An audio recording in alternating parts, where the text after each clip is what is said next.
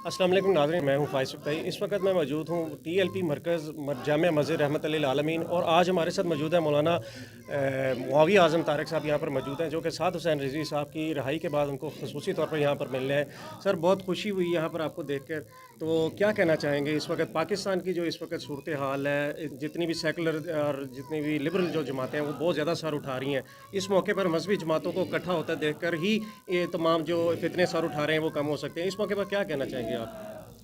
बिस्मिल्लाहिर्रहमानिर्रहीम। आप अगर अपने मुल्क की पहले दिन से तारीख़ उठा के देखें तो उसमें कलमे के नाम पर बनने वाला ये मुल्क अगयार की आँखों में रोज़ अव्वल से ही कांटे की तरह है, और उन्होंने कलमे के नाम पर बनने वाले इस मुल्क में कलमे का निज़ाम ना आ जाए, इस फ़िक्र को लेकर यहाँ पे मुख्तलिफ़ जमातों पे इन्वेस्टमेंट की, मुख्तलिफ़ NGOs पे इन्वेस्टमेंट की, मुख्तलिफ़ तालीमी इदारों में और मुख्तलिफ़ जगह पर उन्होंने अपने लोग पैदा किए।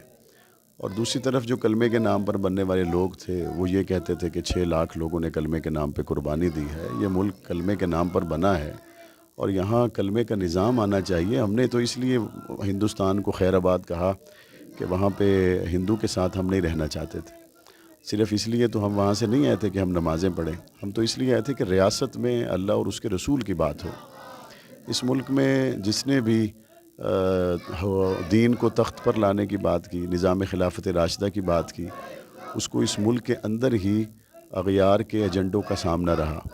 और मुख्तलिफ़ औक़ात में हम देखते रहे कि कभी दीनी क़ुव्वतें गालिब आती रही और कभी वक्ती तौर पर उन लोगों को भी हम देखते थे कि वो ताकतवर हो जाते थे। कुरान मजीद के 13वें सिपारे में अल्लाह ताला ने एक जगह पर इरशाद फरमाया, वअम्मा ज़बदु फ़यज़हबु जुफ़ाअ वअम्मा मा यनफ़उ अन्नास फ़यमकुसु फ़िल अर्ज़, कि जो गैर की तरफ से जलाई जाने वाली आग होती है या पैदा की जाने वाली झाग होती है वो बह जाती है, और जो सोना होता है वो नीचे से मज़ीद निखर के निकलता है। आप हमसाए मुल्क में देख लें, 44 मुल्क मिलकर आए, फटे पुराने कपड़ों वाले जीत गए, एटमी ताकत के बलबूते पर नहीं, अल्लाह के कुरान और मोहम्मद करीम के फरमान की वजह से जीते।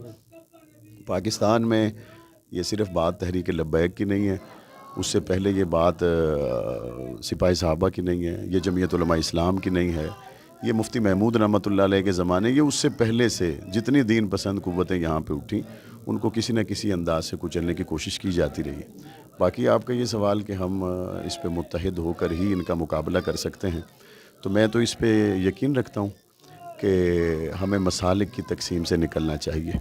नबी करीम सब के हैं, अबू बकर सिद्दीक़ सब के हैं, आयशा सिद्दीक़ा सब की हैं, कुरान मजीद मुत्तफ़िक़ा किताब है, तो हमें इकट्ठा होने की ज़रूरत है। मैं चूँकि यहाँ खड़ा हूँ अल्लामा ख़ादिम हुसैन रिज़वी रहमतुल्लाह अलैह की मरक़त पे, तो वो फरमाया करते थे कि उन्हें जाना उन्हें माना। तो जब आपने उन्हें जाना उन्हें माना कह दिया, फिर आप बरेलवी को ना माने, उन्हें जाना उन्हें माना फिर देवबंदी को ना माने, उन्हें जाना उन्हें माना फिर अहले हदीस को ना माने। जब उन्हें जाना उन्हें माना तो फिर बात शुरू भी रसूल अकरम से होगी और बात ख़त्म भी रसूल अकरम पे होगी। फिर बात शुरू भी नबी के पहले हज़रत अबू बकर, हज़रत उमर, हज़रत उस्मान, हज़रत अली से होगी, हबशे के काले बिलाल से होगी, और ख़त्म भी उन्हीं लोगों पे होगी जिन्होंने हुजूर को जाना और हुजूर को माना, और वो सहाबा इकराम।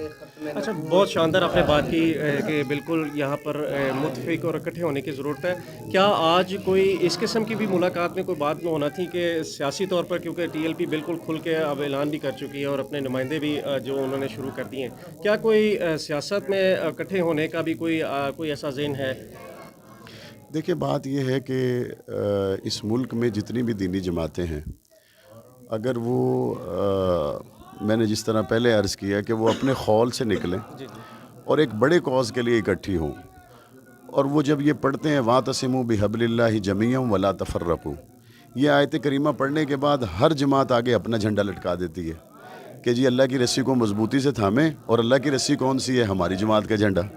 अल्लाह की रस्सी कौन सी है जी? देवबंदियों की जमात है जी। अल्लाह की रस्सी कौन है जी? बरेलवियों की जमात है, अहले हदीसों की जमात है। नहीं, अल्लाह की रस्सी अल्लाह का कुरान है, अल्लाह की रस्सी नबी का फरमान है। तो वातसिमू बिहब्लिल्लाहि जमीअन वला तफर्रकू पढ़ने के बाद अपनी जमात के झंडे को जब तक हम नीचे लटका के लोगों को कहेंगे कि जी आ जाएं अल्लाह की रस्सी को पकड़ लें, तब तक कुछ नहीं होगा। और हम देखते हैं अगयार की साइड पे जो मुख्तलिफ़ लोगों की डिस्पोजल्स पे यहाँ पे काम कर रहे हैं, वो मुख्तलिफ़ ममालिक के लोग, मुख्तलिफ़ मज़ाहिब के लोग दीन के ख़िलाफ़ इकट्ठे हैं। तो क्या हम मुख्तलिफ़ मसालिक के लोग अल्लाह के रसूल के दीन के लिए और इस मुल्क में निफ़ाज़ इस्लाम के लिए इकट्ठे नहीं हो सकते? لیکن قرآن مجید میں اللہ نے فرمایا اشداء علی الکفار رحماء بینہم، اللہ نے کفار کے ساتھ شدت کو پہلے بیان کیا ہے، رحماء بینہم کو بعد میں بیان کیا ہے۔ تو مجھے امید ہے کہ جس جماعت میں تو کفار کے خلاف شدت کا پہلا نمبر مکمل ہے، وہ دوسرے نمبر پہ رحماء بینہم کی تفسیر خود بخود بن جائیں گے، لیکن جس کا پہلا شدت والا نمبر کمزور ہے تو اس پہ ہمیں رحماء بینہم پہ بھی کوئی زیادہ توقع نہیں ہے۔ اچھا علامہ صاحب، ایک ٹی ایل پی مرکز سے کھڑے ہو کر پاکستان کی عوام کے لیے کوئی خاص میسج دینا چاہیں گے تو؟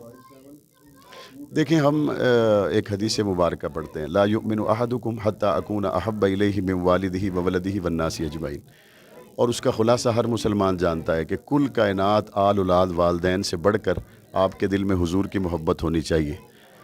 ہم سب بحیثیت امت کے اس بات کو دیکھیں، کیا میرے دل میں پہلے نمبر پہ میرے نبی کی محبت ہے یا پہلے نمبر پہ میرا بزنس ہے؟ کیا پہلے نمبر پہ میرے نبی کی محبت ہے یا پہلے نمبر پہ میں اپنے بچوں کے اسکول کو دیکھ رہا ہوں؟ کیا میرے دل میں پہلے نمبر پہ میری محبت ہے یا میری سیاست ہے یا میری نوکری ہے یا کیا ہے؟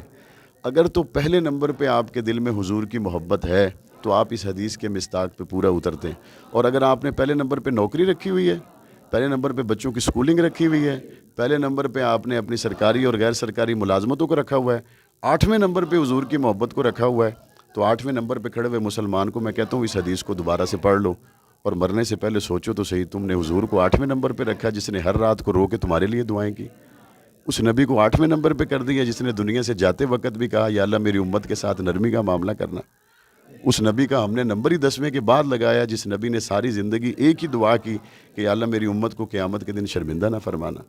تو ہم سوچیں اس کو کہ ہم بحیثیت امت کے اور حضور کے فرمان کے مطابق حضور کی محبت کے ساتھ کس نمبر کی وفا کر رہے ہیں۔ پہلے نمبر پر ہیں تو مبارک ہو، دوسرے نمبر سے اوپر آپ کا نمبر ہے تو فکر کرنے کی ضرورت ہے۔